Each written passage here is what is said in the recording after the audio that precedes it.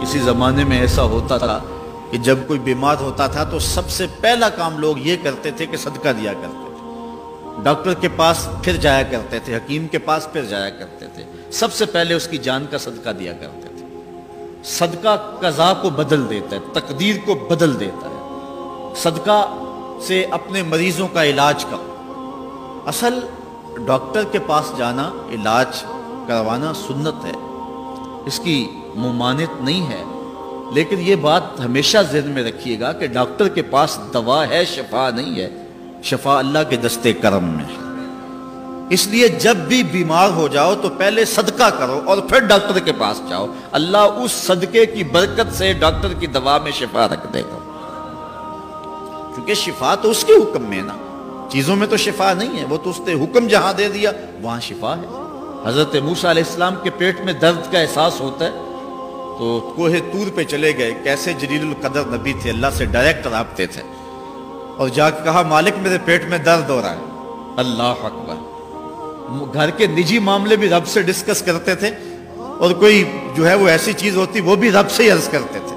کہا میرے مالک میرے پیٹ میں درد کا احساس ہو رہا ہے، دوائی کی پوری لینی ہے تو وہ بھی جا کے کوہ طور سے رب سے ہی لیتے تھے۔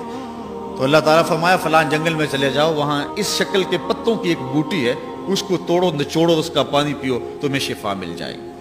حضرت موسیٰ علیہ السلام گئے اور جا کے بوٹی کو توڑا نچوڑا، پانی پیا، شفا ہو گئی۔ کچھ عرصہ بیتا، دوبارہ اسی طرح کا درد جاگا۔ اب نسخہ تو ذہن میں تھا، کوہ طور پہ نہ گئے، اس جنگل میں چلے گئے اور جا کے بوٹی کو توڑا، اس کے پتے نچوڑے، پانی نکالا، پیا، لیکن درد اور زیادہ بڑھ جاتا۔ پھر دوبارہ آئے کوہ طور پہ، کہا مالک میں نے اسی درد پہ دوبارہ وہی بوٹی کا پانی پیا ہے لیکن درد بڑھ گیا ہے۔ کہا موسیٰ اب جو آئے ہو کوہ طور پہ پہلے ہی آ جاتے۔ تو عرض کی مالک بوٹی بھی وہی اور درد بھی وہی۔ فرمایا سب کچھ وہی ہے لیکن پہلے میرا حکم تھا، اب میرا حکم ساتھ شامل نہیں تھا۔ شفا بوٹے میں نہیں رکھی، شفا تو میرے حکم میں رکھی ہوئی ہے۔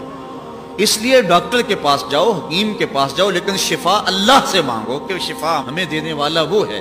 وہ ایک وسیلہ ہے، ایک ظاہری طریقہ ہے۔ تو حضور علیہ الصلوۃ والسلام، اللہ اکبر، کیا خوبصورت ارشاد فرما رہے ہیں، حسنوا اموالکم بالزکات، اپنے اموال کو زکوٰۃ سے پاک کرو اور اپنے مریضوں کا علاج صدقے سے کرو۔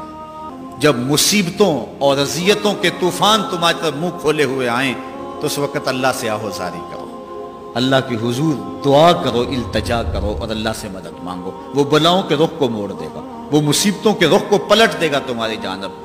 لیکن جب تم یہ مزاج نہیں رکھو گے تو مصیبتوں پر مصیبتیں آتی رہیں گی۔